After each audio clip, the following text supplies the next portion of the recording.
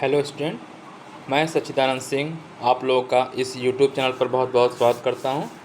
आज हम लोग भारतीय संस्कृति ज्ञान परीक्षा जो कि अखिल विश्व गायत्री परिवार एक संस्था है उसके द्वारा आयोजित होती है, ठीक है। और इसमें जो ये सिलेबस है, इसमें जो एग्ज़ाम होता है, इसी के प्रश्नों को हम लोग सॉल्व करेंगे आज, ठीक है। और इसमें ये जो पेपर है ये सभी कॉम्पिटिशन्स के लिए इम्पोर्टेंट है। मतलब आप भारतीय संस्कृति के इसमें जो सिलेबस ऐसा डिज़ाइन किया गया है कि इसमें आप भारतीय संस्कृति को भी जानेंगे, इसमें अपने हिस्ट्री, ज्योग्राफी जो सब्जेक्ट पढ़ते हैं उसके रिलेटेड आप उससे जानेंगे।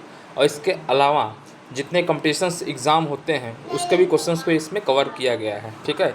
आपको थोड़ा सा इसको आप लोग इसको देख लीजिएगा, मैं इसको जल्दी जल्दी बढ़ा दे रहा हूँ, आप इसका स्क्रीनशॉट लेकर के इसको अच्छे से पढ़ लीजिएगा, ठीक है। भारतीय संस्कृति ज्ञान परीक्षा जो 5 से 12 तक होती है, मतलब आपकी डिग्री कॉलेज स्तर पे भी होने लगी है, होती है, ठीक है।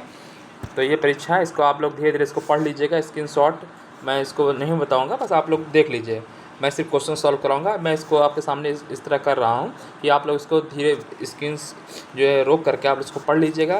कितने भाषाओं में एग्ज़ाम होता है, ठीक है। देखिए इसमें लिखा भी है, मैं आपको दिखा दूँ, एक लाइन अंडरलाइन कर दे रहा हूँ। देखिए विभिन्न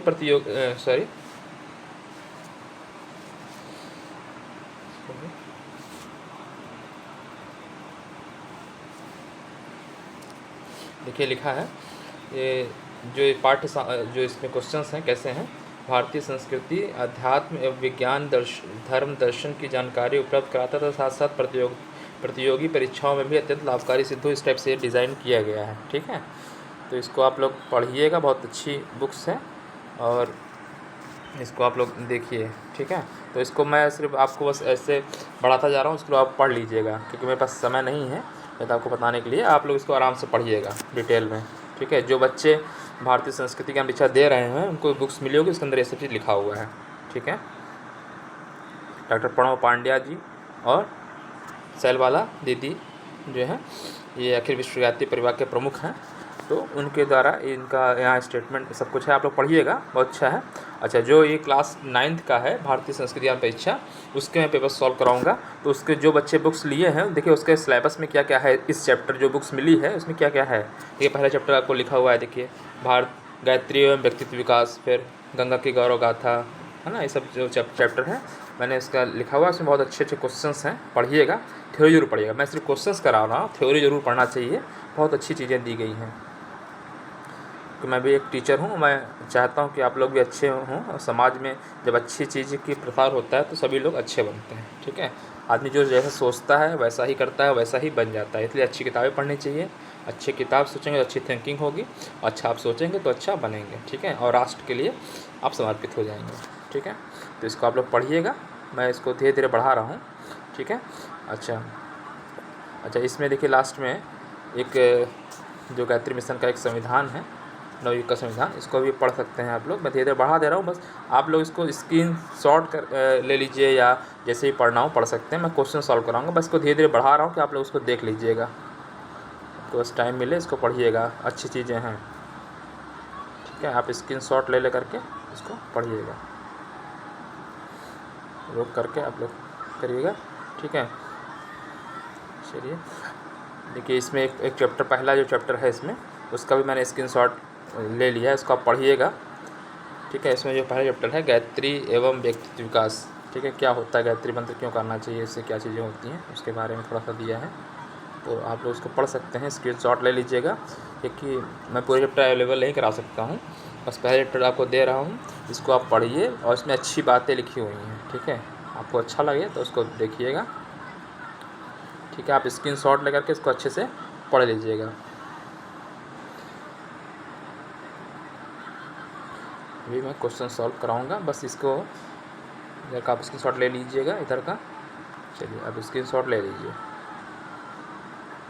फिर अभी मैं इसके आपको क्वेश्चंस को सॉल्व कराऊंगा। बस ये बता रहा हूँ कि कैसी बुक्स में क्या क्या चीज़ें दी हुई हैं, ठीक है, क्या कैसे क्वेश्चंस हैं इसमें दिए गए हैं, और ये अभ्यास क्वेश्चंस दिए गए हैं, ठीक है। चलिए अब मैं क्वेश्चंस को सॉल्व कराऊंगा, ठीक है।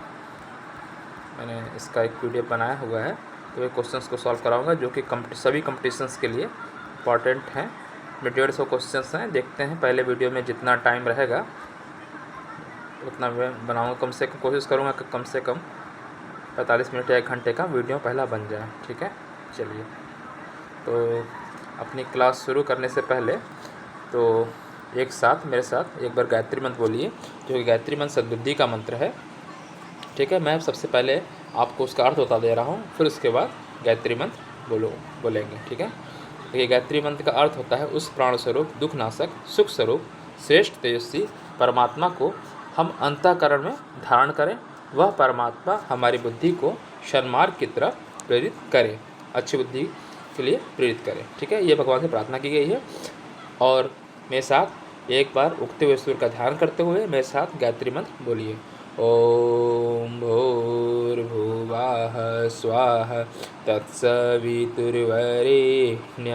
भर्गो देवस्य धीमहि धियो यो नः प्रचोदयात्। चलिए, तो पहला क्वेश्चन देखा जाए। ठीक है, हम लोग पहला क्वेश्चन सॉल्व करेंगे। पहला क्वेश्चन है, मैं निवेदिता को जनता की माता के रूप में देखता हूँ, यह सोच थी। तो पहले इसका आंसर बता दे रहा हूँ, फिर इसके थोड़ा सा मैं डिस्क्रिप्शन भी बता दूँगा निवेदिता कौन थी। ठीक है, तो जो इसका पहला क्वेश्चन है, मैं निवेदिता को जनता की माता के रूप में देखता हूँ, यह सोच थी स्वामी शरद चंद्र की। ठीक है, देखिए निवेदिता कौन थी। ये ब्रिटिश आयरिश एक सामाजिक कार्यकर्ता थी, लेखिका थी। ठीक है, और ये जो है जब स्वामी विवेकानंद जी से इनकी पहली बार जो मुलाकात हुई थी 1895 में हुई थी। ठीक है, और इनके स्वामी विवेकानंद के मतलब उनके बातों से बहुत प्रभावित हुई और उनके विचारों से। ठीक है, और ये जो निवेदिता हैं, ठीक है, इनका जो मूल नाम था Margaret Elizabeth Nobel. Margaret Elizabeth Nobel था। ठीक है, जब भारत में आई तो इनको निवेदिता नाम दिया। ठीक है, स्वामी विवेकानंद जी की ये शिष्या थी। ठीक है, तो ये बस आप लोगों को जानना चाहिए कि निवेदिता कौन थी। स्वामी विवेकानंद की शिष्या थी, जो कि ब्रिटिश की रहने वाली थी, ब्रिटिश आयरिश सामाजिक कार्यकर्ता और लेखिका थी, शिक्षिका थी। ठीक है, और भारत में आई और भारत के लिए बहुत काम किया। ठीक है, अपनी शिक्षा से, ठीक है, अपने सामाजिक कार्य किया। प्लेग के दौरान जो है सेवा की। कलकत्ता में प्लेग फैला था, उस टाइम इन्होंने जो है कलकत्ता में लोगों की सेवा की। ठीक है, प्लेग के टाइम में। ठीक है, तो ये निवेदिता के बारे में आपको बस इतना मालूम होना चाहिए कि स्वामी विवेकानंद की शिष्या थी, ब्रिटिश आयरिश थी। ठीक है, अगर नाम जानना चाहते हैं तो इनका नाम था मार्गरेट एलिजाबेथ नोबेल। ठीक है, इतना मालूम होना चाहिए आपको। और स्वामी विवेकानंद से जिनकी पहली बार मुलाकात हुई थी 1895 में। ये बहुत ही अच्छा क्वेश्चन है, ये कॉम्पिटिशन्स में इस तरह के क्वेश्चन पूछे भी जाते हैं।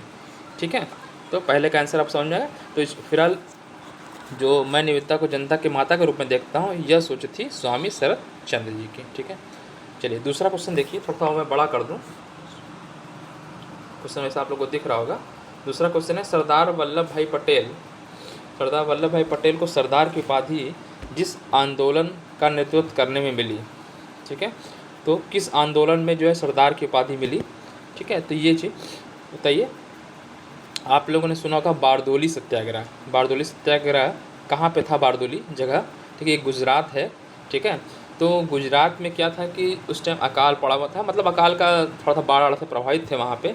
तो वहाँ के किसानों पे टैक्स लगाया गया, ज़्यादा टैक्स लगाया गया अंग्रेज़ों ने। ठीक है, तो इन्होंने एक आंदोलन किया, मतलब सत्याग्रह किया, आंदोलन किया कि एक तरीके से उन्होंने संगठित होकर के एक आंदोलन किया।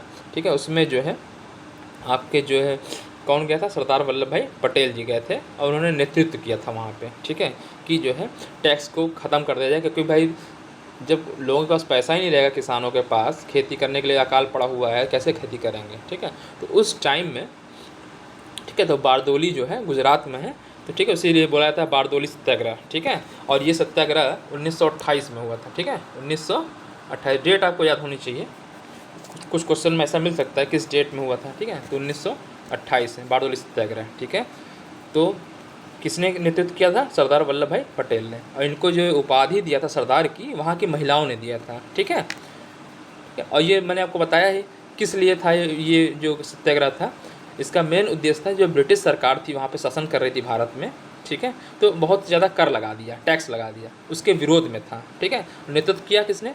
सरदार वल्लभ भाई पटेल जी ने, ठीक है। किसान संगठित हुए, ठीक है, और अहिंसक तरीके से, मतलब कि हिंसा नहीं किया गया, अहिंसक तरीके से जो विरोध किया गया था, इसीलिए और इसमें जो है महिलाओं ने जो इनको सरदार की उपाधि दी, ठीक है। तो ये आपको अच्छा क्वेश्चन मिल गया, ठीक है। तो सरदार वल्लभ भाई पटेल, अच्छा सरदार वल्लभ भाई पटेल का जब यहाँ पे नाम आया ही है तो 31 अक्टूबर भी आपको जान लीजिए क्या है, सर्च करिएगा मोबाइल पे, ठीक है, 31 अक्टूबर, ठीक। चलिए और बता दें आपको कि इनको जो सरदार वल्लभ भाई पटेल ने क्या बोला जाता है, लौह पुरुष कहा जाता है, क्योंकि भारत का इन्होंने एकीकरण किया था। जब हमारा भारत स्वतंत्र हुआ 1947 में, तो उस टाइम में बहुत सारी छोटी छोटी रियासतें थी, मतलब रियासत हैं तो वहाँ के राजा होंगे, तो सब अलग अलग राज्य कर रहे थे, ठीक है। तो उन्होंने भारत को एक एकीकरण किया, भारत को मिलाने में उनकी बहुत बड़ी भूमिका रही, जो पूरे पूरे राज्य थे छोटे छोटे उनको मिलाया, ठीक है। इनका बहुत बड़ा योगदान था, इसलिए इनको लौह पुरुष भी कहा जाता है, ठीक है। तो सरदार वल्लभ भाई पटेल, ठीक है। तो इनके 2-3 क्वेश्चन हो गए।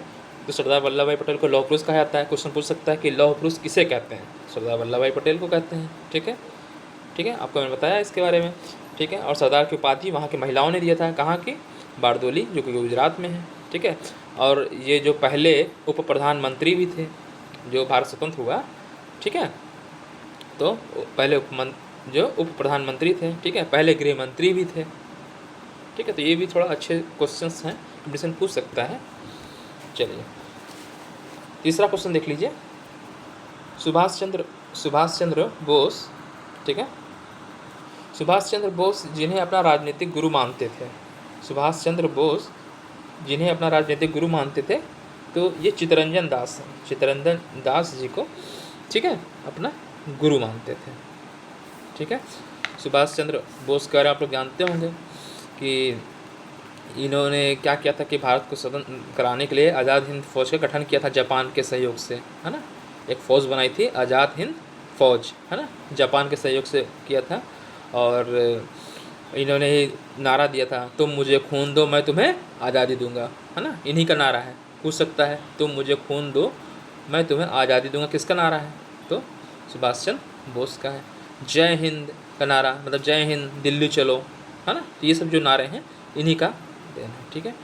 और ये एक बार जो है कांग्रेस के अध्यक्ष भी रह चुके हैं 1938 में, ठीक है। अगर ये आप याद हो सके तो याद हो जाए। और बस इतना आपको जानना चाहिए कि ये आज़ाद हिंद फौज का गठन किसने किया था? सुभाष चंद्र बोस ने किया था, ठीक है। और जो विमान दुर्घटना में इनकी मृत्यु हो गई थी 1945 में, कहा, ठीक है, कहा जाता है कि अंग्रेजों ने मरवाया था, जो भी रहा हो रीज़न, लेकिन विमान दुर्घटना में मृत्यु हो गई थी 1945 में, ठीक है। चलिए जो अगला चौथा क्वेश्चन है पांडवों, तो ठीक है, तीसरे क्वेश्चन आप समझ में आ गया। चित्तरंजन दास जो है इनके गुरु थे, राजनीतिक गुरु, मतलब राजनीति में जब उनसे बहुत सीखे, उनको गुरु मानते थे, ठीक है। पांडवों ने जिस वन को जलाकर इंद्रप्रस्थ नगर बनाया था, ठीक है, तो किसको जला करके बनाया था? खांडव जो है ना, तो जो खांडव है उसी को जला करके वहाँ इंद्रप्रस्थ नगर जो है बनाया था, ठीक है। महाभारत में इसका वर्णन है, ठीक है, भागवत पुराण, है ना। हस्तिनापुर की राजधानी जो आप सुने होंगे, है ना, तो सब मतलब उसी से रिलेटेड ही सब हैं, ठीक है। फिर आपको मालूम है कि इंद्रप्रस्थ है, पांडवों ने जिस वन को जलाया, किस वन को? खांडव वन, ठीक है, ठीक है। हस्तिनापुर ही जो बाद में कौरव की राजधानी थी। आप लोग महाभारत अगर देखे होंगे तो लोग समझ रहे होंगे, ठीक है। चलिए अगला क्वेश्चन देखा जाए। क्वेश्चन आप लोग को दिख रहा है ना, मैं थोड़ा बड़ा कर दे रहा हूँ, वैसे दिख रहा होगा। चलिए पांचवा क्वेश्चन देखते हैं। पांचवा क्वेश्चन है, अपने प्रथम शिलालेख में जिन्होंने कहा सभी मनुष्य मेरी संतानें हैं, ठीक है। तो प्रथम शिलालेख तो नहीं था ये, लेकिन उनके शिलालेख में मिलता है, ठीक है। जानते हैं कि जो सम्राट अशोक कहा, जो सम्राट अशोक थे, महान अशोक, महान नाम सुना होगा आप लोगों ने, ठीक है। मौर्य वंश का महान सम्राट था अशोक, ठीक है। तो इनके स्तंभ जो है, आप जानते हैं कि जो राष्ट्रीय चिन्ह है हमारा, है ना, भारत का राष्ट्रीय चिन्ह है, अशोक स्तंभ से लिया गया है, ठीक है, ठीक है, तो आप ये जानते ही होंगे। तो फिलहाल जो क्वेश्चन है यहाँ पे, अपने प्रथम शिलालेख में जिन्होंने कहा सभी मनुष्य मेरी संतानें हैं, ये सम्राट अशोक ने कहा था। ठीक है, चलिए अगला क्वेश्चन देख लेते हैं। छठा क्वेश्चन क्या है, आचार्य विनोबा भावे ने आश्रम में रहते हुए जिन व्रतों का निष्ठापूर्वक पालन किया। ठीक है, और छठा क्वेश्चन भी देखिए उन्हीं से रिलेटेड ही है, सातवां क्वेश्चन भी। ठीक है, आचार्य विनोबा भावे ने आश्रम में रहते हुए जिन व्रतों का निष्ठापूर्वक पालन किया, अपरिग्रह, सत्य और अहिंसा, अश्वाद व्रत। ठीक, ये तीनों का ही उन्होंने पालन किया था। मतलब अश्वाद का मतलब समझ रहे हैं कि मीठा नमक नहीं खाते होंगे। अपरिग्रह, ठीक है, सत्य और अहिंसा, अहिंसा नहीं करना। ठीक है, तो आचार्य विनोबा भावे। ठीक है, विनोबा भावे के नाम आप और जानते होंगे, भूदान आंदोलन के लिए जानते होंगे, है ना। भूदान आंदोलन चलाया था, किस लिए चलाया था, जमींदारों के पास ज़मीनें ज़्यादा थीं, तो उनके ज़मीन को उनसे रिक्वेस्ट करके मांगा गया कि जो है आप ज़मीनें दीजिए, और कुछ गरीबों जिनके पास कुछ नहीं है, खेती करना चाहते हैं, उनको दिया गया, है ना, कुछ अपना जीवन यापन कर सकें। ठीक है, तो इन्होंने एक भूदान आंदोलन चलाया। ठीक है, जमींदारों से ज़मीन ले करके, या जिसका ज़्यादा ज़मीनें हैं उनसे ले करके, ज़मीनों को ले करके गरीबों में बांटा गया। ठीक है, तो ये है। ठीक है, और आप ठीक है, बस इतना आप जानिए। ठीक है, चलिए, उपनिषद मेरी माँ की माँ है, मतलब मेरी माँ की माँ उपनिषद है, ये किसने कहा, तो ये भी इन्हीं का स्टेटमेंट है। ठीक है, विनोबा भावे जी का ही स्टेटमेंट है ना। ठीक है, और आप मैंने बताया कि भूदान आंदोलन जो है, कोई पूछे किसने चलाया, तो आचार्य विनोबा भावे। ठीक है, और जैसे सर्वोदय आंदोलन था, स्वतंत्रता संग्राम में बहुत बड़ी इनके योगदान रहे। ठीक है, भगवत गीता की शिक्षा को फैलाया था। ठीक है, तो ये सब कुछ इंपॉर्टेंट क्वेश्चंस हैं। बस भूदान आंदोलन तो आप जान जाइए इनसे। ठीक है, भूदान आंदोलन मतलब ज़मीन को दान करिए, किसको दें, किसके लिए, गरीबों के लिए। ठीक, और सर्वोदय आंदोलन, ठीक, स्वतंत्रता संग्राम में भाग लिया, भागवत गीता के शिक्षा को फैलाया था। ठीक है, तो ये इनके बारे में इतनी चीज़ें। ठीक है, अगला क्वेश्चन, आठवां क्वेश्चन देखिए, वृहत भारत के विश्वकर्मा जिनको कहा जाता है। विश्वकर्मा जी जानते हैं कि विश्वकर्मा जी जो निर्माणकर्ता के देवता हैं, भगवान पूजा की जाती है, 17 नवंबर को पूजा की जाती है, विश्वकर्मा पूजा की, है ना। जितने लोहा लकड़ वाले काम करते हैं लोग, वो लोग पूजा करते हैं, है ना, रिलेटेड। ठीक है, तो फिलहाल यहाँ कहा जा रहा है वृहत भारत के विश्वकर्मा कहा जाता है, किसको कहा जाता है। ठीक है, तो विश्वेश्वरैया जी जो हैं, श्री विश्वेश्वरैया, ठीक है, जिनके जन्मदिन को इंजीनियर्स डे के रूप में मनाया जाता है ना, इंजीनियर्स डे, अभियंता दिवस, जो कि मनाया जाता है 15 सितंबर में। ठीक है, ये इनका पूरा नाम जो है सर मोक्षगुंडम विश्वेश्वरैया, सर मोक्षगुंडम विश्वेश्वरैया। ठीक है, भारतीय इंजीनियर थे, सिविल इंजीनियर कहते थे। ठीक है, और ये मैसूर के रहने वाले थे, मतलब मैसूर में थे। ठीक है, और इन्होंने कृष्णा सागर बांध जो है इन्होंने बनाया। ठीक है, मैसूर यूनिवर्सिटी जो है आपकी विश्वविद्यालय। ठीक है, तो इसकी स्थापना इन्होंने किया। ठीक है, और बहुत सारे जो है डैम्स का निर्माण में इनका बहुत बड़ा योगदान रहा। ठीक है, विश्वेश्वरैया जी का। ठीक है, शार्ट में विश्वेश्वरैया। ठीक है, पूरा नाम अगर पूछे तो सर मोक्षगुंडम, पूरा नाम इस पर लिखने में जगह नहीं बच रही है, मैं लिखने की कोशिश करता हूँ। सर मोक्षगुंडम, देखिए थोड़ा सा लिखने में, सर मोक्षगुंडम विश्वेश्वरैया इनका पूरा नाम था। ठीक है, और 1955 में इनको भारत रत्न भी दिया गया है। भारत, ठीक है, भारत रत्न जान रहे हैं, सर्वोच्च सम्मान है भारत का। ठीक है, उनको दिया गया। चलिए, तो बस इसका जानिए कि जिसे क्वेश्चन यहाँ पे है, विश्वकर्मा क्यों कहा जाता है, विश्वकर्मा तक निज निर्माण के देवता। ठीक है, तो विश्वेश्वरैया जो है ये पहले सिविल इंजीनियर थे, भारत के इंजीनियर। ठीक है, कहा जाता है। ठीक है, तो इसी वजह से इनको ये उपाधि दी जाती है। और इनके जन्मदिन को ही जो 15 सितंबर को पड़ता है, उस दिन अभियंता दिवस मनाया जाता है भारतवर्ष में। ठीक है, इंजीनियर्स डे। इन्होंने बहुत सारे डैम्स के निर्माण में इनका बहुत बड़ा योगदान रहा। ठीक है, कृष्णा सागर बांध में भी इन्होंने डेवलपमेंट किया, है ना, बनाया। ठीक है, इसलिए इनको तो कहा जाता है, इसीलिए वृहत भारत का विश्वकर्मा कहा जाता है। ठीक है, चलिए 9वां क्वेश्चन देखिए। देखिए आवाज़ वैसे सही आ रही होगी, ठीक है। मैं ज़्यादा बड़ा वीडियो नहीं बनाना चाहता हूँ, क्योंकि इसके पहले 1.5-2 घंटे का बनाया और कुछ लोग कहे कमेंट भी किए थे कि सर थोड़ा सा छोटा बनाइए कि लोग देख सकें, ठीक है। तो मैं छोटे छोटे वीडियो बनाने की कोशिश करूँगा। चलिए तो 8 क्वेश्चन हुए हैं, 9वां क्वेश्चन देख लेते हैं, ठीक है। 9वां क्वेश्चन क्या है, जिस भारतीय ऋषि वैज्ञानिक ने सर्वप्रथम बताया कि पृथ्वी अपने अक्षों पर घूमती है, किसने बताया? ये आर्यभट्ट जो थे, ठीक है, आर्यभट्ट ने बताया था, ठीक है। इन्होंने बताया कि पृथ्वी अपने अक्ष पे घूमती है। आपको यहाँ मालूम है ना, अक्ष पे घूमती है पृथ्वी। एक पेन के समझ लीजिए, पेन है बीच में अगर होल है, अगर उसके चारों से घूमती हो, ठीक है, तो उसे अक्ष बोलेंगे, ठीक है। झुकी हुई है 23.5 डिग्री, है ना। चलिए तो किसने बताया था? आर्यभट्ट ने। आर्यभट्ट, ठीक है, इनकी एक पुस्तक है आर्यभट्टीय, ठीक है। इसमें आर्यभट्टीय में इन्होंने पूरा क्षेत्रमिति, अंकगणित, ठीक है, ज्यामिति समीकरण का इसमें इन्होंने पूरा उसमें वर्णन किया है।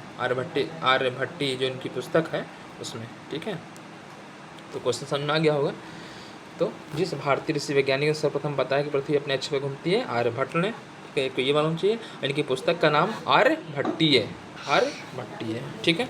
चलिए अगला क्वेश्चन जो है 10वां क्वेश्चन देख लेते हैं। गांधी जी किसी प्रकार का संशय होने पर जिस स्रोत ग्रंथ को शरण में जाते थे और उस ग्रंथ को अपनी माँ कहते थे, ठीक है। तो जानते हैं गीता, जो भागवत गीता है उसका वो हमेशा पढ़ते थे, ठीक है। तो इसके आंसर आपका हो जाएगा भगवत गीता, ठीक है।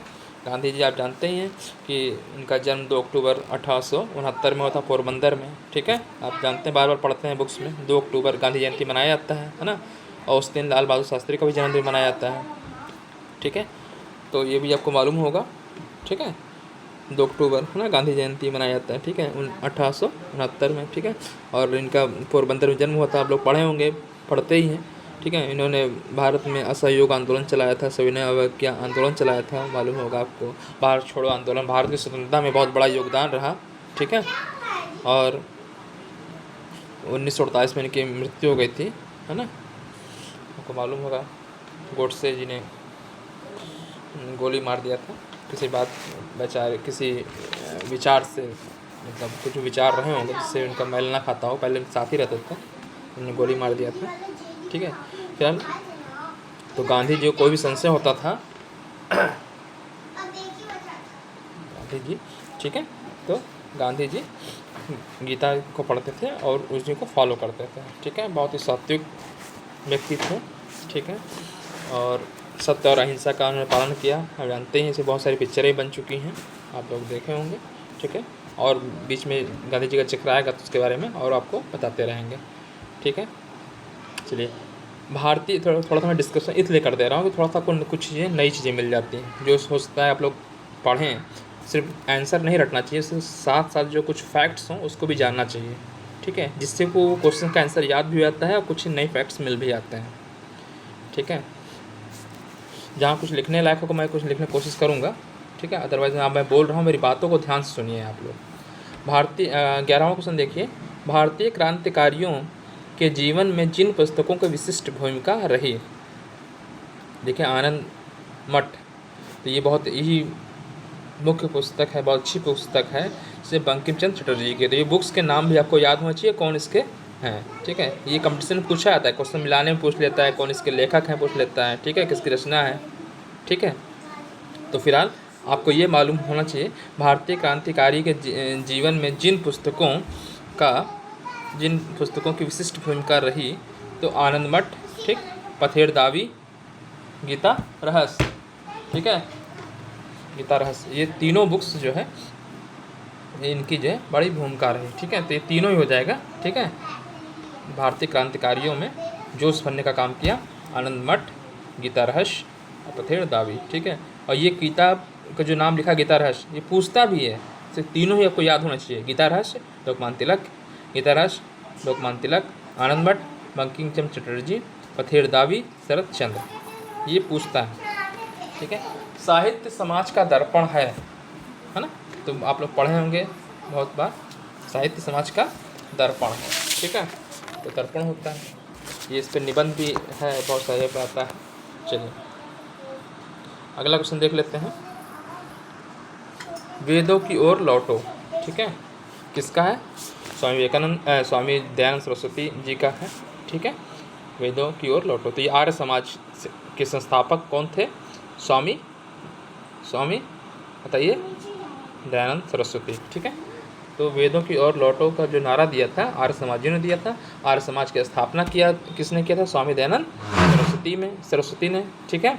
इनका मेन जो था आर्य समाज का कि मतलब वेदों के मूल जो सिद्धांत हैं उसकी ओर लौटने के लिए कहा था, ठीक है।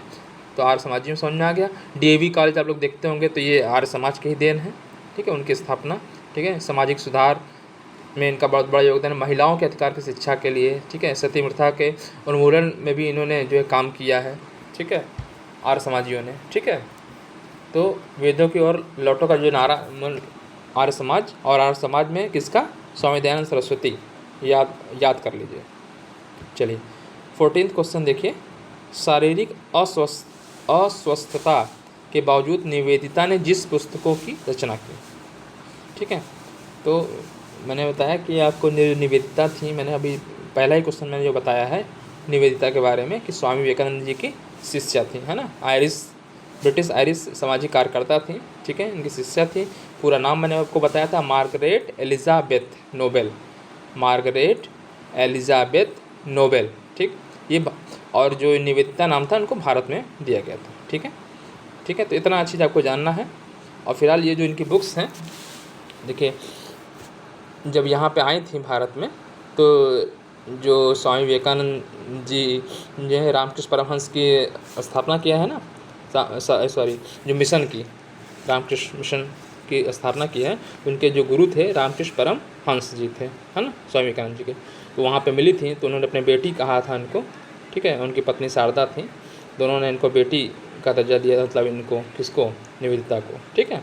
तो इसीलिए उन्होंने जो आपका जो रामकृष्ण वचनामृत भी लिखा है, ठीक है, the master as I see him, ठीक है, ये बुक्स लिखा है। और क्रेटल टेल्स ऑफ हिंदुज़्म, ठीक है, ये सब बुक्स लिखी हैं। तो तीनों इसका आंसर हो जाएगा, मतलब ए बी, सॉरी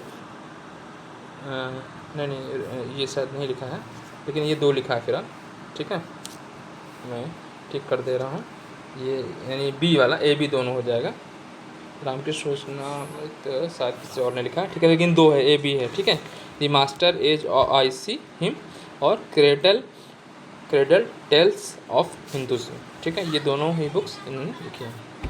चलिए 15वां क्वेश्चन देख लीजिए। गांधी जी की मानस पुत्री कुमारी मेंडिलेन स्लेट का नाम दिया जाता है, ठीक है। आप लोगों ने सुना होगा मीराबेन, है ना, इनका नाम सुना होगा, ठीक है। तो इन्हीं का नाम है, ठीक है। तो ये इंग्लैंड से आई थी और गांधी जी के सिद्धांतों और उनके जो उन्नति या स्वतंत्रता संग्राम के लिए अपना पूरा जो जीवन समर्पित कर दिया था इन्होंने, ठीक है। कहाँ से आई थी? इंग्लैंड से आई थी, हाँ। और गांधी जी के विचार से प्रभावित हुई और उनके सिद्धांत और उन्नति और स्वतंत्रता संग्राम के लिए अपना पूरा जीवन समर्पित कर दिया था। आज़ादी की लड़ाई में भी इनका बहुत बड़ा मतलब आगे गांधी जी के साथ में रही हैं, योगदान दी, मतलब, ठीक है। इनका पूरा नाम मीराबेन, ठीक है। तो मीरा लिखा, सिर्फ मीरा लिखा तो मीराबेन होगा, ठीक है।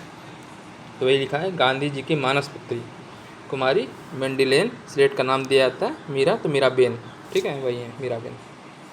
चलिए 16वां क्वेश्चन देख लीजिए। रविन्द्रनाथ टैगोर अन्य जिस उपनामों से जाने जाते हैं, ठीक है, रविंद्रनाथ टैगोर, ठीक है, इनके बारे में बहुत सी चीज़ें हैं, ठीक है।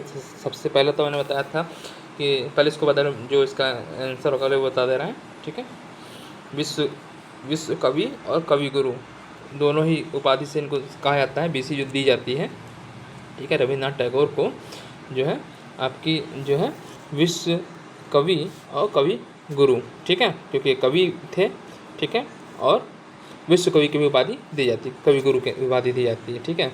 आप जानते हैं कि 1913 में इनको साहित्य का नोबेल, 1913 में क्या मिला था? साहित्य का नोबेल, ठीक है, मिला था इनको, ठीक है। और इन्होंने ये गीतांजलि लिखा है, ठीक है, जन गण मन, ठीक है, जो राष्ट्रगान है अपना, ठीक है, इन्हीं की कविताओं से ही है लिया गया है ना, जनगण मन, तो राष्ट्रगान, ठीक है। इन्हीं के ही जो है, जो बांग्लादेश का भी जो राष्ट्रगान है इसी इन्हीं के ही उससे लिया गया है, ठीक है, बुक से। तो फिलहाल रविन्द्रनाथ टैगोर को इसीलिए विश्व कवि गुरु की उपाधि दी जाती है।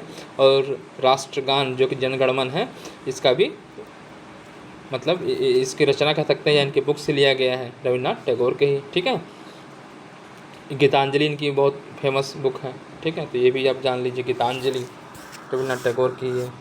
चलिए अगला क्वेश्चन देख लीजिए, BHU बनारस हिंदू विश्वविद्यालय, ठीक है। तो लिखा है क्वेश्चन, बनारस हिंदू विश्वविद्यालय की स्थापना में मदन मोहन मालवीय के अतिरिक्त जिनकी भूमिका महत्वपूर्ण रही, ठीक है, तो किसकी रही? देखिए आप इसमें जो है एनी बेसेंट जो थी, ठीक है, इनकी भूमिका थी। और दरभंगा के जो महाराजा थे रामेश्वर सिंह, इनकी भूमिका रही जो है BHU की स्थापना में, ठीक है, मदन मोहन मालवीय, ठीक है। आप जानते हैं 1916 में जो है BHU की स्थापना हुई है ना। चलिए अगला क्वेश्चन देख लेते हैं, सांतो प्राचीन धर्म है जापान, सांतो जो है किसका है? जापान का प्राचीन धर्म है, ठीक है। जहाँ डिस्कशन ज़रूरत होगी वहाँ डिस्कशन करेंगे, जहाँ आपको याद करने वाली चीज़ें उसको याद करिएगा।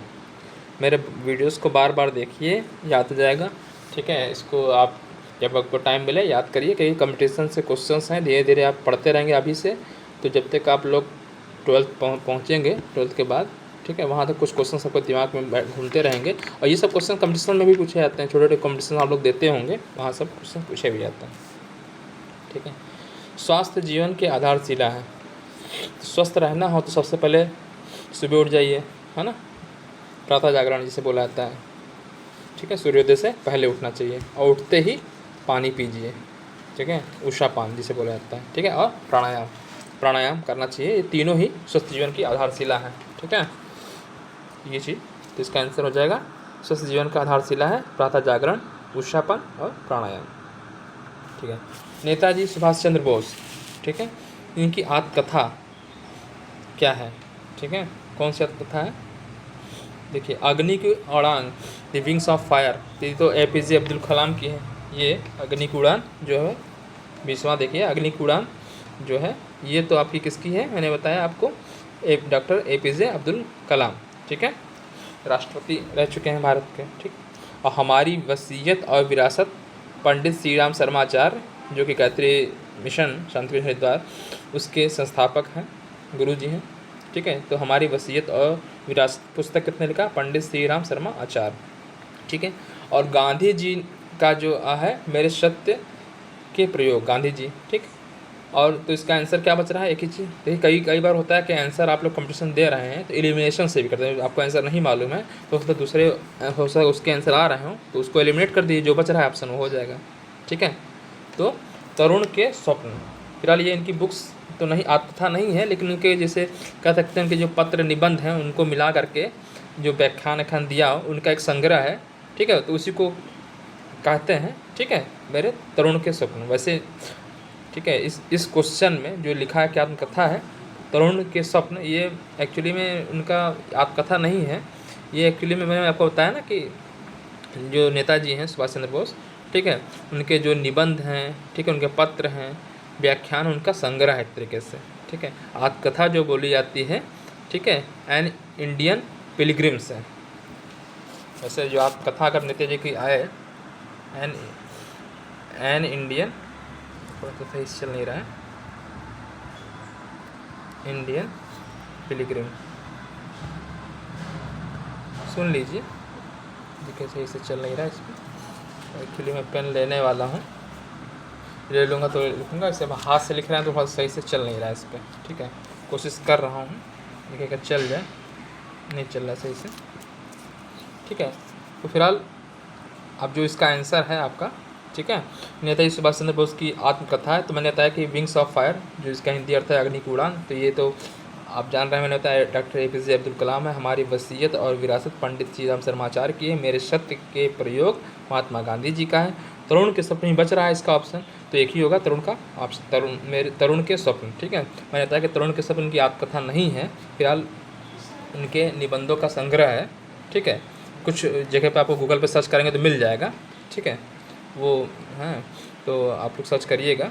ठीक है, फिलहाल जो इनकी आत्मकथा है एंड इंडियन पिलग्रिम्स। ठीक है, तो इसको आप पढ़िए, इसमें मतलब उनके जो है सुभाष चंद्र बोस की आत्मकथा है। कुछ जगह आपको मिलता है तरुण के स्वप्न। ठीक है, थोड़ा सा तो इसको आप लोग देख लीजिएगा। फिलहाल इस ऑप्शन के हिसाब से तरुण के स्वप्न जो है नेताजी सुभाष चंद्र बोस की आत्मकथा है। ठीक है, चलिए ऋषि पत्तन, देखिए बहुत इंपॉर्टेंट क्वेश्चन है, ये बहुत से कंपटीशन में पूछा गया है। ऋषि पत्तन बोला जाता है सारनाथ को, जहाँ सारनाथ में जो महात्मा बुद्ध ने पहला क्या दिया था, अपना उपदेश दिया था, है, तो आप लोग जानते होंगे। ठीक है, इसमें ज़्यादा डिटेल में बताएंगे नहीं, आपको मालूम है पहला उपदेश। ठीक है, कहाँ पे दिया था, सारनाथ में।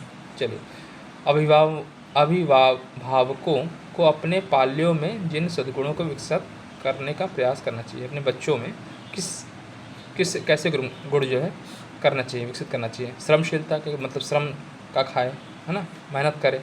ठीक है, बच्चों में गुण ऐसे देने चाहिए कि ऐसे गुण आ जाए, ऐसे कार्य इनको करवाने चाहिए। उदारशीलता, सादगी मतलब सादा जीवन, उच्च विचार, ऐसे उनके गुण डालने चाहिए बच्चों में। स्वच्छता के बारे में बताना चाहिए, बच्चों को जागरूक करना चाहिए। समय का सदुपयोग करने के बारे में बच्चों को बताना चाहिए, है ना। इसीलिए 22वां क्वेश्चन ABC तीनों हो जाएगा आंसर। ठीक है, पहले लिखा अभिभावकों को अपने पाल्यों मतलब बच्चों में जिन सद्गुणों का विकसित करने का प्रयास करना चाहिए, श्रमशीलता, उदारता, दूसरों के साथ उदार रहना चाहिए, अपने लिए कठोर, दूसरे के लिए उदार, प्रेम भाव से, है ना, अपने लिए कठोर कि मुझे ये काम करना तो करना है, टाइम से उठ जाना, ये सब चीज़ें कठोर होना पड़ेगा। ठीक है, उदारता, दूसरों के लिए उदारता। ठीक, सादगी का जीवन, ये नहीं कि हमारे पास टड़क भड़क, दूसरे के पास बहुत कुछ है तो मैं भी उसके साथ टड़क भड़क करूँ, अपना सादा जीवन, उच्च विचार। ठीक है, तो ये सादगी का जीवन जिए। स्वच्छता के प्रति जागरूक हो, अपने जो शारीरिक स्वच्छता का स्वच्छता का ध्यान रखे। ठीक है, मोहल्ले जहाँ रहता है उसके अगल बगल ये सब जो है स्वच्छता का ध्यान रखे, पर्यावरण की स्वच्छता का ध्यान रखे। ठीक है, ये चीज़ गुण उसमें करना चाहिए। और समय का सदुपयोग, कि समय बहुत जानते हैं कि समय निकल जाता तो दोबारा नहीं आता है, ये समय का सदुपयोग की महत्ता बतानी चाहिए। हर काम बच्चा अपने टाइम से करे, ये सब चीज़ गुण में विकसित करना चाहिए। ठीक है, इसका आंसर ABC तीन हो जाएगा। 23वां क्वेश्चन देख लीजिए। संत, वृक्ष, नदी और धरती सदैव कार्य करते हैं, बताइए किसके लिए करते हैं, स्वयं के लिए करते हैं, निरुद्देश्य के लिए या परमार्थ के लिए। ठीक है, तो परमार्थ क्या होता है, दूसरों के लिए, है ना, अपने लिए नहीं, परमार्थ, तो ये आंसर C हो जाएगा, परमार्थ। ठीक है, संत जो है हमेशा अपने लिए नहीं समाज के लिए करते हैं कार्य। ठीक है, वृक्ष हमेशा जो है ऑक्सीजन देते रहते हैं, कार्बन डाइऑक्साइड लेते रहते हैं। ठीक है, नदियाँ जो हैं प्यास बुझाती हैं, है ना, सब मतलब धरती माता हमेशा देती ही है, खेती अब है ना, तो मतलब देने का ही कार्य किया है ना, इसे परमार्थ कहा जाएगा, अपने लिए स्वार्थ नहीं कहा जाएगा, इसे परमार्थ। ठीक, चलिए 24वां क्वेश्चन, ये बहुत ही इंपॉर्टेंट क्वेश्चन है, अधिकतर कंपटीशन में क्वेश्चन पूछा जाता है कि किसकी रचना है ये। ठीक है, तो क्या है, कालिदास कृत अभिज्ञान शकुंतलम जो है नाटक जिस विदेशी लेखक द्वारा सर्वप्रथम अनुवाद किया गया। ठीक है, सर विलियम जोन्स थे उस टाइम, तो सर विलियम जोन्स ने जो है इनका जो है अंग्रेजी अनुवाद किया था। ठीक है, किसकी, कालिदास ने लिखा है अभिज्ञान शकुंतलम। ठीक है, उसी नाटक का किसमें किया है, इंग्लिश में अनुवाद किया था सर्वप्रथम। ठीक है, विलियम जोन्स ने। ठीक है, और इस अभिज्ञान शकुंतलम में दुष्यंत और शकुंतला की प्रेम कहानी है। उनके पुत्र थे भरत, भरत के नाम पे ही भारत का नाम भारत पड़ा हुआ है, हिंदुस्तान, भारत, है ना, क्योंकि उनके जो बच्चे थे बहुत ही, जो एक बच्चा था, और इस कहानी को थोड़ा पढ़िएगा आप, पहले हम लोग पढ़ चुके हैं, बहुत छोटे थे, इस कहानियों को पढ़िएगा। ठीक है, तो जब उनका छोटा बच्चा रहता है और वो सिंह के जो है शेर के बच्चे के दांत गिनता है ना, ये चीज़, इसको आप देखिएगा, बहुत मतलब इसको आप सर्च करिएगा, कहानी पढ़िएगा इसके बारे में, बहुत अच्छी कहानी है। पहले टीवी वगैरह सीरियल भी आ चुके हैं इस टाइप से, मतलब। चलिए अगला क्वेश्चन देखा जाए। 24 क्वेश्चन हो गए हैं, आज 50 क्वेश्चन कम से कम किया जाए। वीडियो लगभग 39 मिनट्स का हो चुका है। चलिए जल्दी जल्दी क्वेश्चन किया जाएगा। चलिए अगला क्वेश्चन देखा जाए। यदि दुनिया में कोई पाप है तो वह दुर्बलता है, दुर्बलता से बचो, दुर्बलता मृत्यु है। यह कथन किसका है? यह कथन है स्वामी विवेकानंद जी का। स्वामी विवेकानंद जी ने कहा था कि दुनिया में कोई पाप है तो वह दुर्बल है, मतलब अपने को स्ट्रांग बनिए, दुर्बल ना बनिए। ठीक है, दुर्बलता से बचो, दुर्बलता ही मृत्यु है। अपने को स्ट्रांग बनिए, पढ़ लिख करके आप स्ट्रांग बनिए, समाज के लिए कुछ करिए। ये नहीं कि मेरे पास ये नहीं है ना, मेरे पास ये कमियाँ, पढ़ नहीं पाए, मैं माता पिता नहीं पढ़ा पाए, ऐसा नहीं सोचना चाहिए। ठीक है, जो भी है उसमें संतुष्ट होइए और मेहनत करिए, मेहनत का फल हमेशा अच्छा ही होता है। ठीक है, इसीलिए इन्होंने कहा था यदि दुनिया में कोई पाप है तो वह दुर्बलता है, दुर्बलता से बचो, दुर्बलता मृत्यु है। स्वामी विवेकानंद जी का कथन है। ठीक है, चलिए 26वां क्वेश्चन देखिए। दूसरों के साथ वह व्यवहार नहीं करना चाहिए जो स्वयं के लिए स्वीकार नहीं है। जो हमको खुद पसंद ना हो वो कार्य ऐसे नहीं करना चाहिए, दूसरों के साथ नहीं करना चाहिए। किसने कहा है? इनका बहुत गायत्री मिशन के संस्थापक पंडित श्री राम शर्माचार्य जी का ये जो है कथन है और बहुत ही अच्छा है। दूसरों के साथ वह व्यवहार नहीं करना चाहिए जो हमें खुद पसंद ना हो। हाँ, दूसरे चिल्ला के बोलने, कोई आपको बोले तो अच्छा लगेगा, तो आप दूसरे के साथ भी मत बोलिए चिल्ला करके, है ना। गुस्सा मत करिए, आपके साथ गुस्से से बोले अच्छा लगेगा नहीं। ठीक है, तो इस टाइप से, तो ये समझ में आ रहा है। चलिए, संत नामदेव ने ईश्वर की सच्ची उपासना बताया। किसका? शास्त्रों का अध्ययन, उपवास, या पीड़ित मानवता की सेवा, या ध्यान। ठीक है, तो 27वां का आंसर आपके हिसाब से क्या होना चाहिए? पहले आपको अगर देखिए क्वेश्चंस मैं जो पढ़ा रहा हूँ, पहले सोचिए कि क्या ऐसे क्वेश्चन पढ़ा रहा हूँ उसका आंसर क्या होगा। सोचिए, पॉज कर दीजिए वीडियो, फिर आपने सोचिए, फिर उसके बाद सोच के आंसर आपको लगे कि ये है, बी है, सी है, जो भी है टिक करिए। तो सोच लीजिए अपने मन में, फिर मैं तो बता ही रहा हूँ। ठीक है, फिर मिला लीजिए मेरे से। फिर मैंने एक्सप्लेन भी किया है ना। तो पीड़ित मानवता की सेवा को ही जो है किसने कहा? संत नामदेव। ठीक है, ये महाराष्ट्र के थे। ठीक है, महाराष्ट्र के थे, ज्ञानेश्वर परंपरा के। ठीक है, तो इनके गुरु का नाम संत ज्ञानेश्वर थे। ठीक है, तो इनका परिवार जो है विट्ठल भगवान के जो परम भक्त थे। ठीक है, जब ये छोटे थे संत नामदेव जी, तो इनके परिवार ने कहा कि जो है भगवान को दूध पिला करके अपना पीना, मतलब ऐसा कहा। 5 साल के थे तो इन्होंने भगवान से मतलब रोते रहे, उनके सामने रख दिया कटोरा कि भगवान पीजिए, नहीं तो मैं नहीं खाऊंगा, मतलब रोते रहे। उनका परिवार उस टाइम कहीं गया था बाहर, तो फिलहाल तब भगवान विट्ठल जो है प्रकट हुए और उनका दूध को पिया, ऐसा कहा जाता है। ठीक है, मतलब प्रेम, एक तरीके से भक्ति से प्रभावित होके, है ना। तो ये मतलब इनके दूध से पिया, इसलिए संत नामदेव का मतलब ये है। ठीक है, इनके गुरु थे संत ज्ञानेश्वर। ये कहाँ के संत जो नामदेव है? महाराष्ट्र में थे, महाराष्ट्र। ठीक है, चलिए अगला क्वेश्चन देखिए। रामायण, रामायण तो आप जानते हैं, रामचरितमानस और रामायण, है ना, 2 चीज़ें हैं। तो रामायण जो है वाल्मीकि जी ने लिखा है, संस्कृत में आप जानते ही हैं। ठीक है, और तुलसीदास ने रामचरितमानस हिंदी में। ठीक है, अब भगवान वेद व्यास महाभारत रचना की है। ठीक है, चलिए तो समझ में आ गया। रामायण महाकाव्य वाल्मीकि जी ने, संस्कृत में जानते ही हैं आप लोग। ठीक है, तुलसीदास ने रामचरितमानस की। ठीक है, शिवाजी ने अपने गुरु समर्थ रामदास को गुरु दक्षिणा में दिया, क्या कहा था, मतलब उन्होंने क्या गुरु दक्षिणा में मांगा। ठीक है, तो शिवाजी ने अपने गुरु समर्थ रामदास को गुरु दक्षिणा में दिया था, क्या बताइए? स्वर्ण मुद्राएं तो नहीं दिया था, एक किला भी नहीं दिया था। उन्होंने क्या कहा था? गुरु धर्म संस्कृति की रक्षा हेतु जीवन भर संघर्ष करने का संकल्प लिया था उन्होंने। ठीक है, समर्थ गुरु रामदास जो उनके गुरु थे। ठीक है, तो उन्होंने कहा कि धर्म और संस्कृति की रक्षा हेतु जीवन भर क्या करेंगे, जो है संघर्ष करेंगे। ठीक है, मराठा आप जानते हैं मराठा साम्राज्य के संस्थापक थे। ठीक है, और मुगलों के विरुद्ध जिन्होंने बहुत सारे अभियान मतलब चलाया था इन्होंने। ठीक है, चलिए 30वां क्वेश्चन। ठीक है, देख लीजिए क्या है। भारत का सर्वोच्च राष्ट्रीय सम्मान। ठीक है, तो आप जानते हैं कौन से होते हैं? 26 जनवरी को मिलता है सम्मान जो होते हैं, जितने सम्मान लिखे, मतलब 3 इसमें से मतलब मेन है। कलिंग सम्मान इसमें नहीं दिया जाता है फिलहाल। तो भारत का सर्वोच्च जो आपका है भारत रत्न है, पहले नंबर पे भारत रत्न, है ना।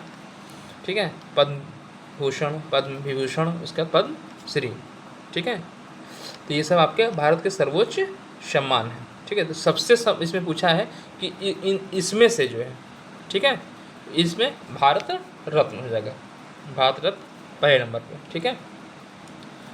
फिर पद्म विभूषण, फिर पद्म भूषण होता है, फिर पद्मश्री होता है ना। सर्वोच्च का है तो सर्वोच्च आपका भारत रत्न है, ठीक है। और ये जानते हैं कि इसकी जो घोषणा जो दिया जाता है, ठीक है, घोषणा होती है 26 जनवरी को गणतंत्र दिवस, है ना। गणतंत्र दिवस मनाया जाता है ना 26 जनवरी को, 15 अगस्त को स्वतंत्रता दिवस मनाया जाता है, ठीक है। तो 26 जनवरी को गणतंत्र दिवस का मतलब कि हमारा जो संविधान लागू हुआ था, है ना, इसलिए गणतंत्र दिवस, और 1947 को हम लोग स्वतंत्र हुए थे, ठीक है। तो गणतंत्र दिवस के दिन इसकी घोषणा होती है, राष्ट्रपति जी प्रदान करते हैं। और किस क्षेत्र से दिया जाता है ये भी आपको मालूम होना चाहिए। कला, साहित्य, खेल, चिकित्सा, है, सामाजिक सेवा, विज्ञान, है ना। तो इस सब में या सार्वजनिक सेवा में असाधारण सेवा किया हो, योगदान दिया हो, ठीक है, तो उसके लिए इनको दिया जाता है कौन सा, भारत रत्न, ठीक है। देखिए सबसे पहला जो 1954 में जो डॉक्टर राजेंद्र प्रसाद राष्ट्रपति थे तब शुरुआत किया गया था, ठीक है। और पहला वाला को थोड़ा सा याद होना चाहिए, ठीक है। श्री गोपालाचारी को दिया गया था, चक्रवर्ती गोपालाचारी को, है ना। फिर सर्वपल्ली राधाकृष्णन, ठीक, और सीवी रमन, ठीक है, जो दूसरे राष्ट्रपति थे श्री, ठीक है, सर्वपल्ली राधाकृष्णन। 5 सितंबर जिसको मनाया जाता है, उनके जन्म दिवस को क्या मनाया जाता है, शिक्षक दिवस मनाया जाता है, टीचर्स डे, है ना। तो ये भी आपको मालूम होना चाहिए, शिक्षक डे, ठीक है, शिक्षक दिवस कब मनाया जाता है, 5 सितंबर को, ठीक है। तो किसके जन्मदिन पे, सर्वपल्ली राधाकृष्णन के जन्मदिन पे मनाया जाता है ना। तो इनको भी मिला था भारत रत्न पहला वाला 1954 में। 1954 में 3 लोगों को मिला था, किसको मिला था, डॉक्टर सर्वपल्ली राधाकृष्णन को मिला था, श्री गोपालाचारी को मिला था, और सीवी रमन जो साइंटिस्ट थे उनको मिला था, ठीक है। तो सर्वोच्च सम्मान तो समझ में आ गया, ठीक है। अब पहला वाला जो मिला था 1954 में 3 लोगों को मिला था, याद कर लीजिए, मेरे साथ बोलिए, 2-3 बार बोलेंगे याद हो जाएगा, ठीक है। मैं एक बार बोल दे रहा हूँ, बार बार रिपीट करके सुन लीजिएगा। सी गोपालाचारी, ठीक है, चक्रवर्ती गोपालाचारी। सर्वपल्ली राधाकृष्णन, सर्वपल्ली राधाकृष्णन किससे रिलेटेड है ये, 5 सितंबर लोग सुनते हैं, टीचर्स डे, है ना, इन्हीं जन्मदिन पे। सीवी रमन डॉक्टर, ठीक है, सीवी रमन साइंटिस्ट जो थे, ठीक है। चलिए अगला क्वेश्चन देखिए, शाक्यवंशी राजा शुद्धोधन और महारानी महामाया के पुत्र थे कौन।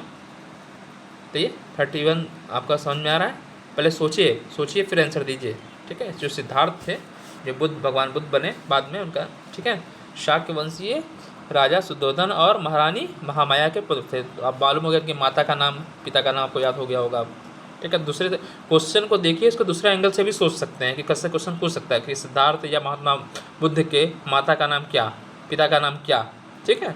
ऐसे भी क्वेश्चन सोचा करिए आप लोग, क्योंकि IAS में क्वेश्चन सीधे सीधे नहीं पूछा जाता है, IAS या PCS में क्वेश्चन घुमा के पूछे जाते हैं, ठीक है। इसलिए दोनों एंगल से सोचना चाहिए, ठीक है। तो जैसे यहाँ पे लिखा है इनके पुत्र थे, तो इनके माता पिता के नाम क्या थे ये भी याद कर लीजिए, ठीक है। चलिए आहार 32वां क्वेश्चन देखिए, मैं ऊपर कर दिया है मैंने, आपको दिख रहा होगा। चलिए, आहार शास्त्रियों ने जिस पशु के दूध को पूर्ण आहार माना है, तो देखिए गाय का दूध को जो संपूर्ण आहार माना गया है, ठीक है। तो गाय का दूध ही, ये गाय जो है हिंदू देवी देवताओं मतलब जो है ना, किसको मानते हैं, गाय को माता का दर्जा दिया जाता है। मतलब उसका गाय का गोबर से ले करके, मतलब दूध दही जो पंचगव्य होता है ना, दूध दही, इसका मूत्र, है ना, इसका गोबर, है ना, और मतलब सभी चीज़ के लिए फ़ायदा करता है,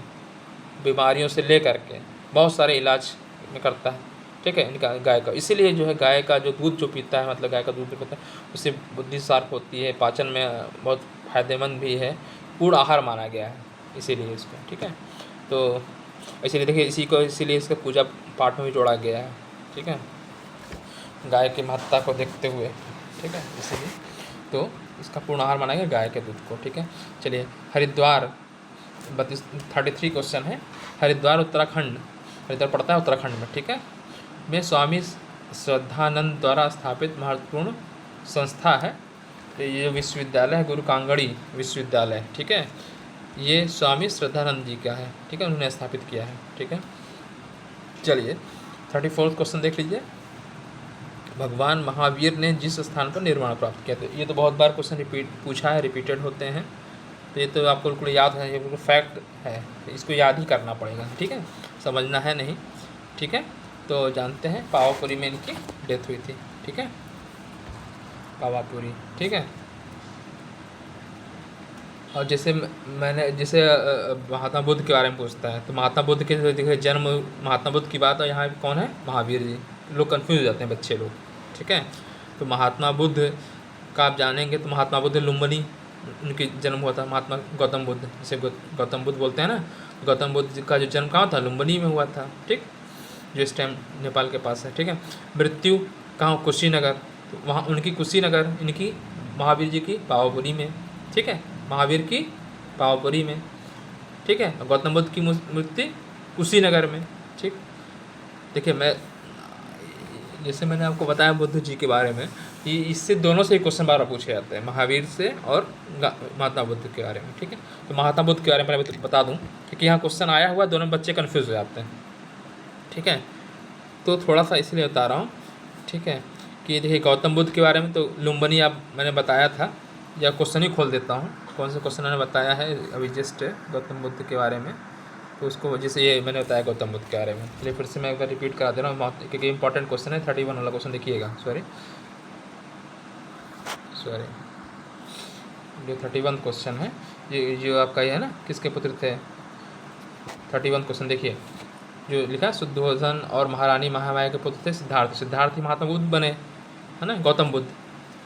तो गौतम बुद्ध का जन्म कहाँ हुआ था, लुम्बिनी में, जानते हैं, बार बार आप लोग पढ़ते हैं लुम्बिनी में, ठीक है। मृत्यु कुशीनगर, याद कर लीजिए, जन्म लुम्बिनी में, मृत्यु कुशीनगर में, बोध गया, गया मतलब बोध हो गया, बोध कहाँ पे हो गया, मतलब ज्ञान की प्राप्ति हो गई, कहाँ पे, बोध गया, ठीक।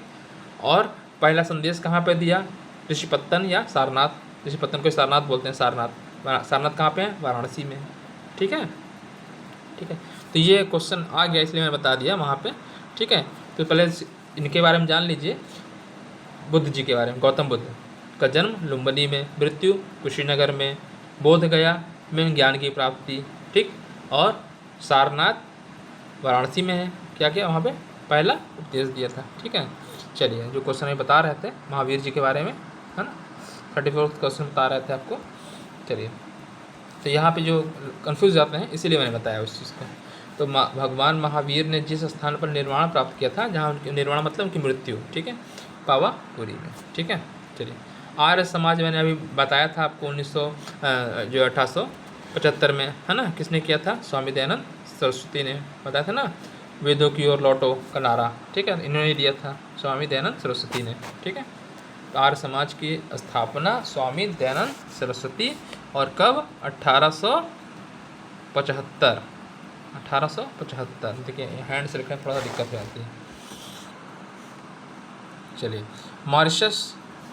मॉरिशस के घर घर में जो भारतीय ग्रंथ मिलता है, मॉरिशस में या इंडोनेशिया, इधर सब जो है रामचरितमानस को पवित्र जो है माना जाता है, ठीक है। तो मॉरिशस जो है कि जो घर घर में भारतीय ग्रंथ मिलता है, ये रामचरितमानस, ठीक है, जो रामचरितमानस आप लोग पढ़ते हैं ना, वही राम जी का, जो उन्होंने आदर्श स्थापित किया, परिवार में एक दूसरे के प्रति कैसा है, माता पिता के प्रति क्या कर्तव्य है, भाई भाई के प्रति क्या कर्तव्य है, ठीक है, ये सब जो कर्तव्य, ठीक है, सभी को लेकर के चलना, मिल करके रहना, है ना। तो ये रामचरितमानस मर्यादा पुरुषोत्तम कहा गया है ना, मर्यादा में रहते हुए दूसरे को शिक्षा दी और लोगों को, इसीलिए आप लोग, और जो है दीपावली पर्व, आज दीपावली का दिन भी है ना, सभी को दीपावली की बहुत बहुत शुभकामनाएं। और भगवान रामचंद्र जी जब 14 वर्ष का वनवास करके और रावण का उद्धार करके, मतलब उसको जो है मार करके जब लौटते हैं, उन्हीं के आगमन में अयोध्या में दीपावली पर्व मनाया गया, ठीक है। इसलिए दीपावली करते हैं, पूजा जो दीपावली मनाया जाता है ना, भगवान रामचंद्र जी आए थे जीत करके, विजय करके आए, ठीक है, इसीलिए अयोध्या को सजाई गई थी और दीपावली उत्सव मनाया जाता है, ठीक। और दूसरी चीज़ एक है कि लक्ष्मी जी की पूजा करते हैं उसी दिन, क्यों, क्योंकि उसी दिन जो है माता लक्ष्मी जो है समुद्र मंथन के टाइम में वहाँ से निकली थी, इसलिए लक्ष्मी जी की वहाँ उस दिन पूजा की जाती है। और गणेश भगवान की पूजा की जाती है, उससे भी एक इससे रिलेटेड कुछ कहानियाँ हैं, लेकिन फिलहाल लक्ष्मी जी की भी इसी दिन पूजा की जाती है, इसीलिए की जाती है क्योंकि समुद्र मंथन का जो दिन था उसी दिन माता लक्ष्मी जी वहाँ प्रकट हुई थी इसी दिन, इसलिए इस दिन लक्ष्मी माता जी की भी पूजा करते हैं। ठीक है, वो युग अलग अलग है, वो त्रेता युग था और ये कौन सा युग मतलब रहा होगा, दोनों युग अलग अलग थे। ठीक है, दोनों युग अलग अलग थे लेकिन डेट वही थी, इसी वजह से जो दोनों डेट एक ही पड़ती है तो इसी दिन जो दीपावली होती है, तो दीपावली तो भगवान रामचंद्र जी लौटे थे वहाँ से, ठीक है, रावण को मार करके अयोध्या, तो इसलिए दीपावली पर मनाया जाता है। और माता लक्ष्मी को उसी दिन लक्ष्मी जी की पूजा की जाती है क्योंकि जो है माता लक्ष्मी जो है समुद्र मंथन के टाइम में उससे निकली थी, इसीलिए। ठीक है, चलिए तो क्या बता रहे थे, चलिए 37 क्वेश्चन देख लीजिए। भारतीय संस्कृति का, हाँ, दीपावली का कुछ शुभकामनाएं देते, तो सभी लोगों को जो है दीपावली की बहुत बहुत हार्दिक शुभकामनाएं। आपके अंदर ऐसे अच्छे विचार आ जाएं जो राष्ट्र के लिए आप समर्पित हो जाएं, आपका परिवार में मिलजुल के रहें, सभी एक दूसरे के हेल्प करते हुए आगे बढ़ें और समाज के लिए भी एक दूसरे के हेल्प करते हुए आगे बढ़ें और भगवान माता लक्ष्मी की कृपा आप लोगों को बनी रहे। आपके अंदर सद्बुद्धि, गणेश भगवान जी के जो है गणेश भगवान को सद्बुद्धि दें और आप राष्ट्र की एकता के लिए कुछ कार्य कर सकें, ऐसी हम लोग शुभकामना देते हैं। और पढ़ लिख करके आप सक्षम बन जाइए, यही हमारी शुभकामनाएं है। चलिए अगला क्वेश्चन देख लेते हैं। 37 भारतीय संस्कृति का विश्वास है, तो भारतीय संस्कृति विश्व बंधुत्व का भावना रखता है ना, विश्व को एक है ना परिवार मानते हैं हमारी भारतीय संस्कृति। ठीक है, उदारता और सामूहिकता, सामूहिक, ठीक है, में तीनों में विश्वास करती है। ठीक है, चलिए अगला क्वेश्चन देख लेते हैं। देखिए, चलिए वीडियो लंबी हो रही है, चलिए 50 क्वेश्चन कर लेते हैं। इसके डिस्क्रिप्शन करना भी ज़रूरी है, जल्दी जल्दी पढ़ाने से फिर ये होता है कि आप लोगों के अंदर जैसे मतलब कुछ चीज़ें एक्स्ट्रा मिल जाती हैं, इसलिए मैं पढ़ाता हूँ इसको थोड़ा डिटेल में। क्योंकि आंसर तो दे सकता हूँ, आंसर आप सिर्फ पढ़ लेंगे, लेकिन थोड़ा समझाने पे आप कुछ और चीज़ पढ़ने के लिए अच्छे प्रेरित होंगे, अच्छी बुक्स पढ़ने के लिए। हो सकता है कि आप लोग सर्च करें सिर्फ आंसर, उसमें और चीज़ें ना मिल पाएँ, जो मैं फैक्ट दे रहा हूँ कुछ चीज़ें आपको एक्स्ट्रा मिल जाएँ तो आपके काम आ सकती है, इसलिए मैं इसको डिटेल में पढ़ा रहा हूँ। चलिए, जीवन में आगे बढ़ने के लिए बहुत ज़रूरी है सत्य बोलना, ईमानदारी, काम समय से करना, तो ये तीनों ही होगा, है ना। सत्य बोलना चाहिए, ईमानदारी से कार्य करिए और काम समय से करना चाहिए, समय का पाबंद होना चाहिए। ठीक है, जो विश्वरैया जी थे वो समय के बहुत बड़े पाबंद थे, इंजीनियर्स डे जिनके जन्मदिन मनाया जाता है। ठीक है, पहले सिविल इंजीनियर थे भारत के, है ना। चलिए, गायत्री मंत्र में प्रार्थना की गई है, तो गायत्री मंत्र मैंने आपको बताया अब शुरुआत में ही, गायत्री मंत्र बोला था मैंने। गायत्री मंत्र जो है सद्बुद्धि की देवी गायत्री माता है। ठीक है, तो सद्बुद्धि के लिए प्रार्थना की गई है। हाँ, इनके देवता कौन है, सूर्य देवता। ऋषि कौन है, विश्वामित्र। ठीक है, तो गायत्री मंत्र में प्रार्थना की गई है सद्बुद्धि के लिए, है ना।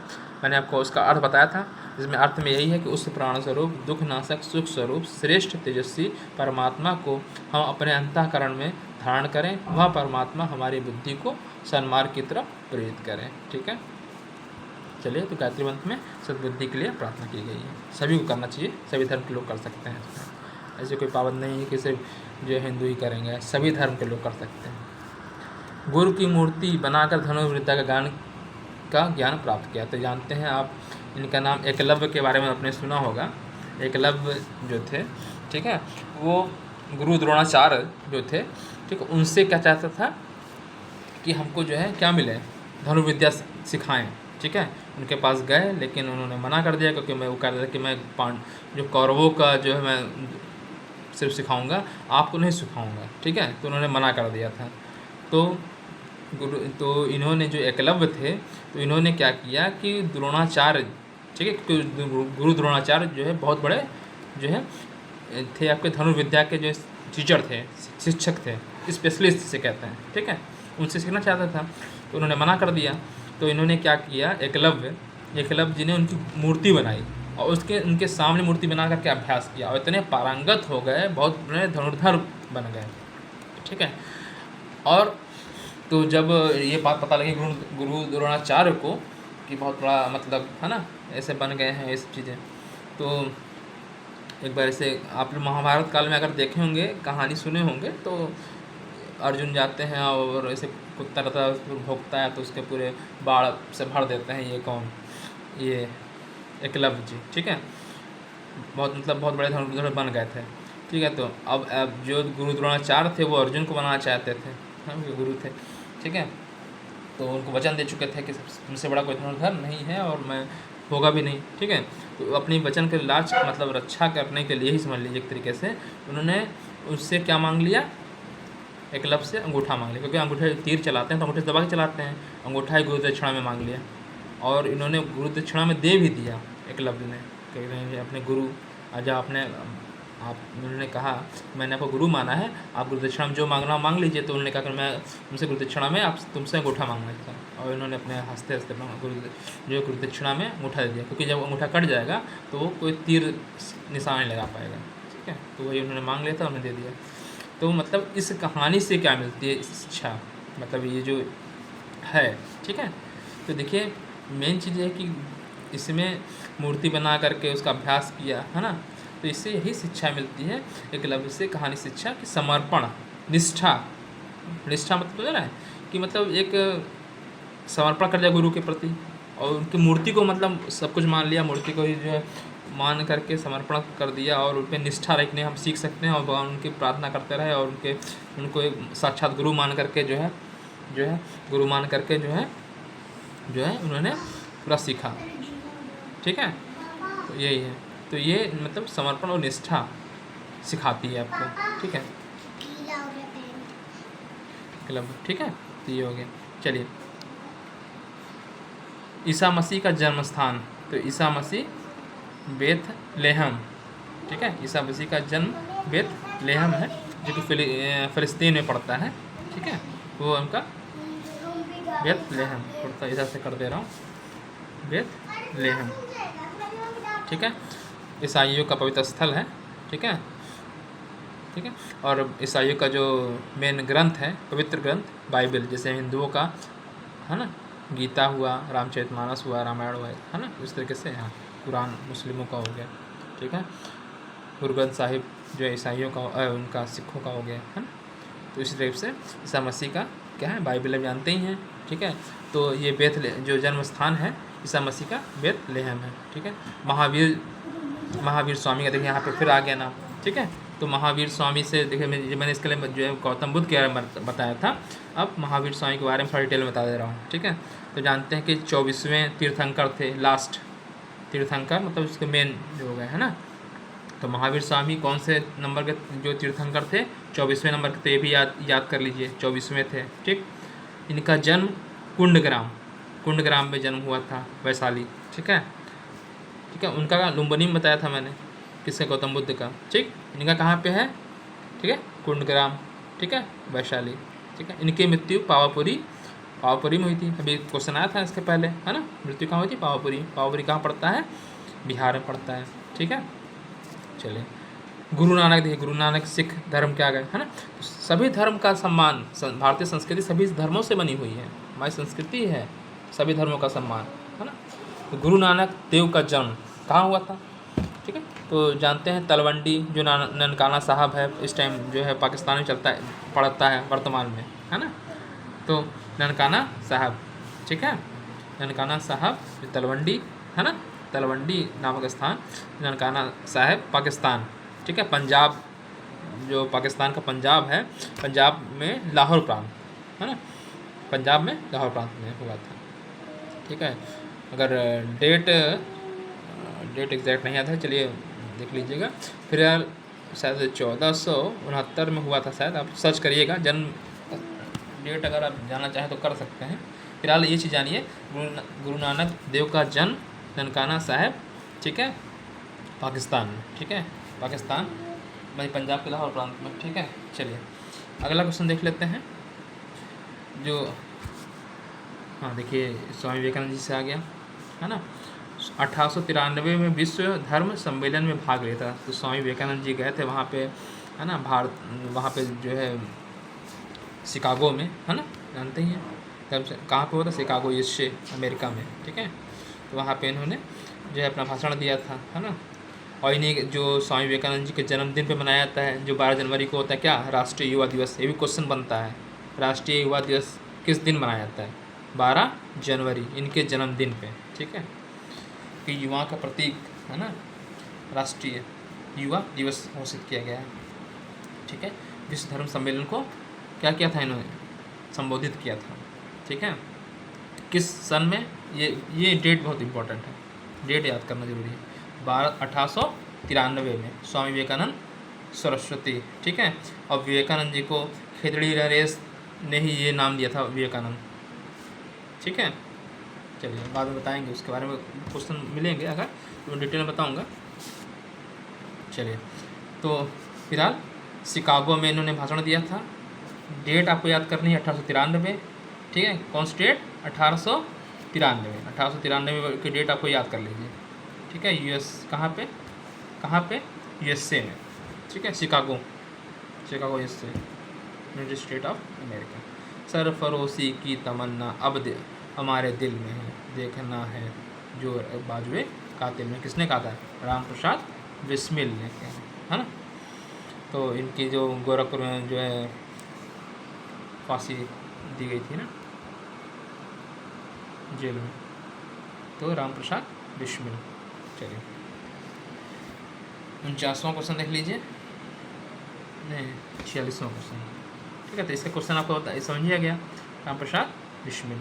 46 स्वतंत्रता आंदोलन के क्रांतिकारी जो बेहोश होने पर भी दांतों से तिरंगा को थामे रहे। पंडित श्रीराम शर्माचार्य जी, जो पंडित श्रीराम शर्मा गायत्री मिशन के संस्थापक हैं। ठीक है, मदन मोहन मालवीय जी से इन्होंने जो है दीक्षा ली है। ठीक है, गायत्री मंत्र की दीक्षा ली है। ठीक है, उन्होंने दिया था। ठीक है, और स्वतंत्रता आंदोलन में जो है पंडित श्रीराम शर्माचार्य जी ने जो है भाग लिया था, और लाठीचार्ज होने पे बेहोश भी हो गए, और तक झंडे को जो है अपने दांत से नहीं करने थे, दबा बेहोश भी हो गए तभी अपने दांतों से दबाया रहे। ठीक है, किसने दी? तो ये कौन थे?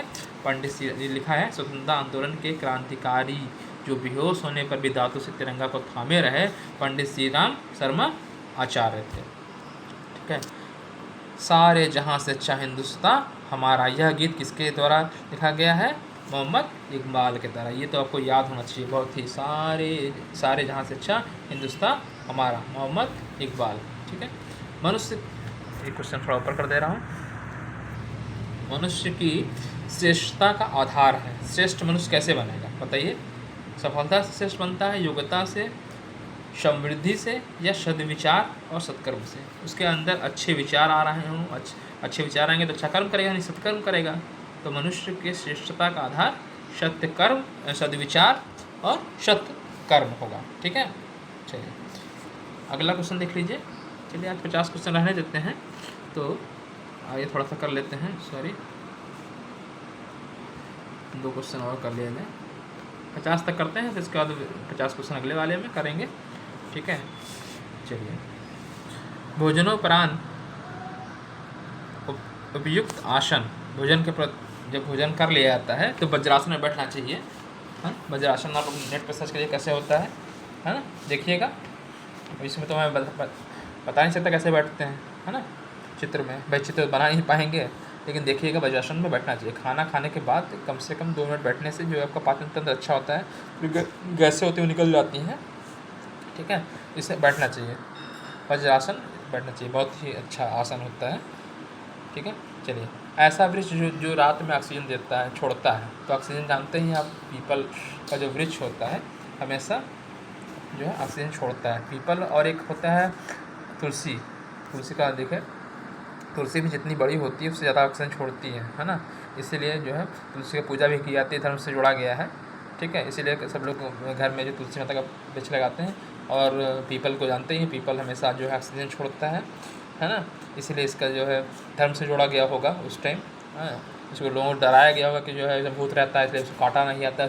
कुछ लोगों से जो भगवान विष्णु का वास मानते हैं, पूजा किया जाता है, इसीलिए जोड़ा गया होगा, इसीलिए कि जो उसको पूजा करें उसको काटे ना, उसकी महत्ता को देखते हुए, है ना। ठीक है, तो ठीक है, समझ आ गया। तो ऐसा वृक्ष जो रात में ऑक्सीजन छोड़ता है पीपल हो जाएगा।